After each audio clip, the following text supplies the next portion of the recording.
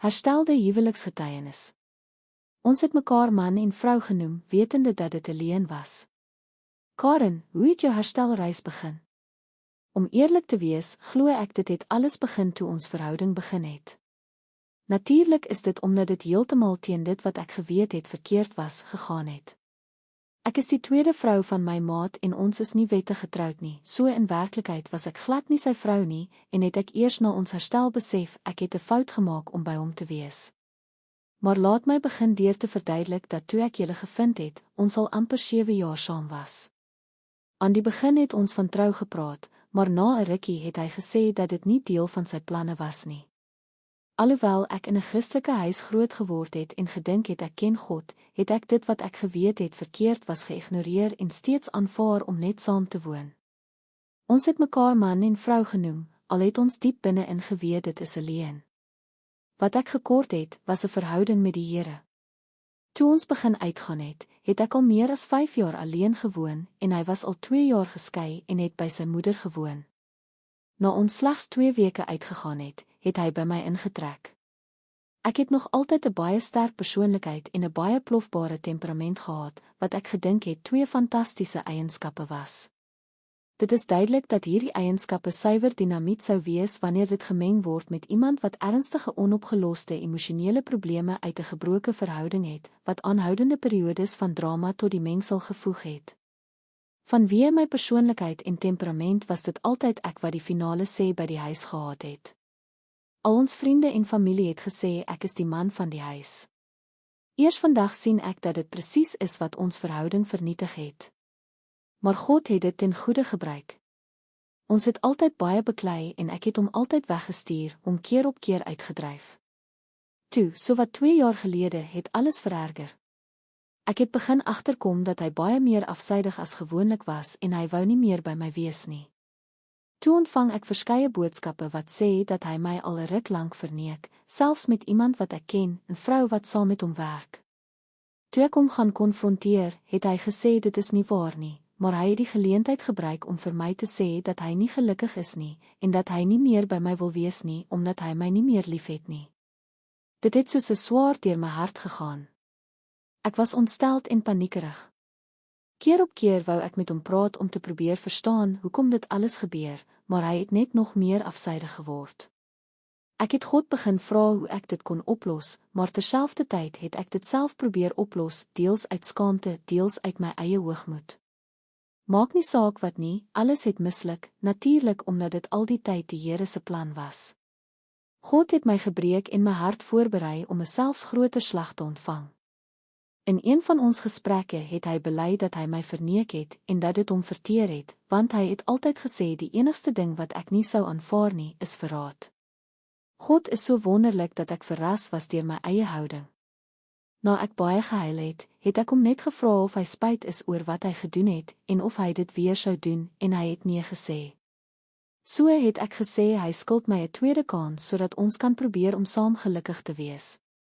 Hy het aanvaar, maar hy het my steeds met baie onverskilligheid behandel en nog meer tyd weg van die huis af deurgebring.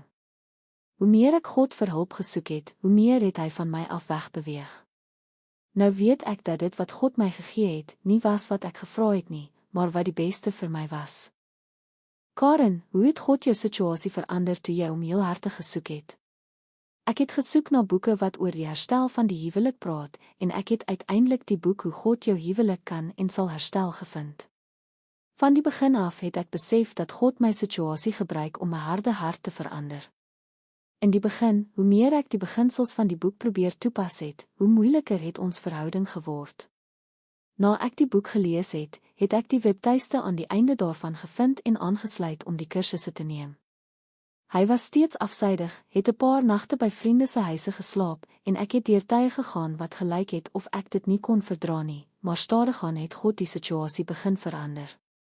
Na amper 'n jaar het ek gedink alles is reg, maar toe kom hy skielik eendag huis toe en sê vir my dat hy wil loop omdat hy dit nie meer kan uithou om saam met my te woon nie. Hy het gesê dat hy baie deurmekaar is en dat hy dink hy het my nooit liefgehad nie. Weereens was my hart gebreek, maar hierdie keer het ek geweet wat om te doen en ek het God gehad om my te troos en te onderrig. Dit was baie pynlik, maar ek het opgehou huil en vir hom gesê dat as dit is wat hy wil hê, ek hom nie sou teenstaan nie, en ek hom nie sou probeer oorreed om te bly nie. En wanneer hy loop, kon hy vat wat hy wou hê.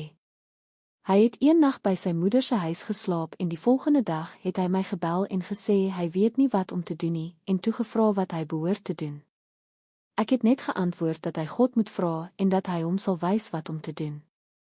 Hy het huis toe gekom en toe het ons die naweek na sy suster se huis gegaan, maar toe ons terugkom, het hy gesê hy dink dit was 'n fout om huis toe te kom. Hy wou regtig loop en het gesê dat hy die volgende dag sy goed sou vat en vir altyd uit die huis sou trek. Ek het net ingestem. Aan die einde van die volgende dag het hy vir my 'n boodskap gestuur waarin hy sê dat hy sy goed uit die huis gevat het, dat hy hoop dat ek baie gelukkig sou wees en dat ek iemand beter verdien. Toe ek by die huis kom, het ek gesien hy het regtig al sy goed gevat, en al was dit pynlik, het ek terselfdertyd hierdie oorweldigende vrede en kalmte gevoel. Ek het standvastig en vol vertroue in God en sy plan gebly, en soos ek gesê het, hoe ongelooflik dit ook al mag klink, het ek so 'n vrede in my hart gevoel wat ek nooit kon verduidelik nie.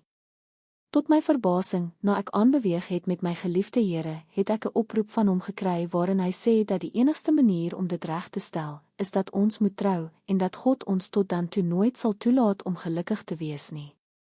Hy sou dus by sy moeder se huis bly totdat ons getroud is.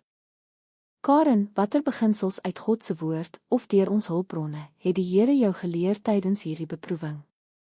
Wat God my tydens hierdie beproewing geleer het, was om selfbeheersing te hê, om onderdanig te wees aan die Here, nie aan my maat nie, want hy was nie my man nie. Ek het ook geleer om my probleme slegs na die Here te neem, want hy was die enigste een wat enige en alle situasies kan oplos en ons na die waarheid kan lei soos net hy kan. Karen, wat was die moeilikste tye waardeur God jou gehelp het? Op hierdie reis het ek verskeie moeilike oomblikke gehad, maar die wat my die meeste geraak het, was wanneer ek iemand met liefde en geduld moes behandel wat my net verag en sleg behandel het, en op daardie stadium verkeerdelik aan hom onderdanig was. 'n ander keer was toe hy my baie alleen gelaat het en buite die huis geslaap het, meestal sonder om my eers te laat weet hy kom nie terug nie. Hierdie oomblikke het ek slegs reg gekry om te oorkom deur die troos van God, want sonder hom sou ek dit nie uithou nie.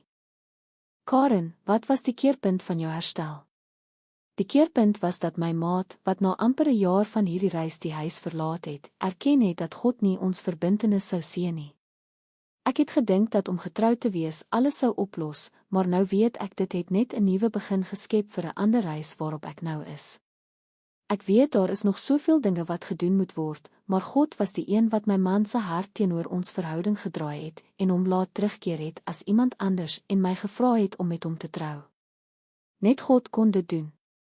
Karen, vertel ons hoe dit gebeur het. Het jou man net by die voordeur ingestap? Karen, het jy vermoed of kon jy agterkom dat jy naby herstel was? Ek het nooit kon dink dat ons herstel naby was nie. Veral na ek aanbeweeg het met my geliefde Here.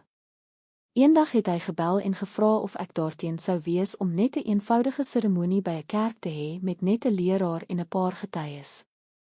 Ek het gesê, nee, ek sou nie omgee nie, want ek het nooit gedroom ek sou ooit trou nie.